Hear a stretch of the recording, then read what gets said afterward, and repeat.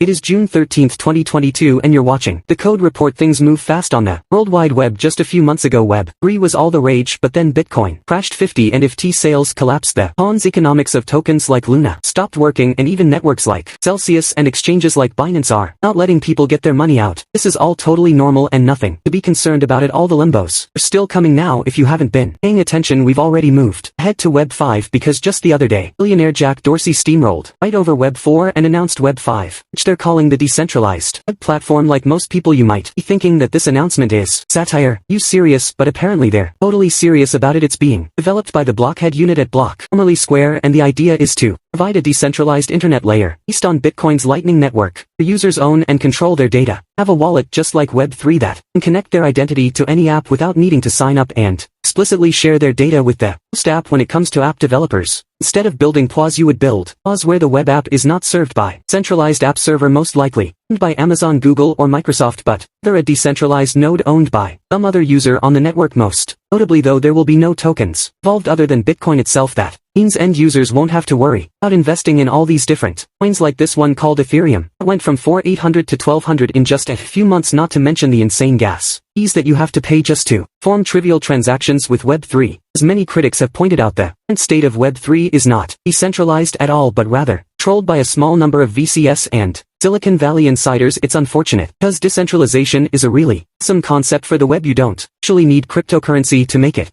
You just need a bunch of people participating and benefiting from the system. BitTorrent has been doing this for file sharing long before Bitcoin was a thing. Now the funny thing about Web 5 is that it's being spearheaded by Jack Dorsey, a CEO with an excellent track record of not caring about your speech, privacy, or freedom. You're a big at. You wouldn't want Mark Zuckerberg be king of the metaverse in the same. You definitely don't want Jack Dorsey to be king of Web 5. Personally, I'm putting all my bets on Web 6, which already under development by Snoop Dogg. This has been the Code Report. Thanks for watching, and I will see you the next one. Like, subscribe, and press the bell icon of Get Excitement for future updates.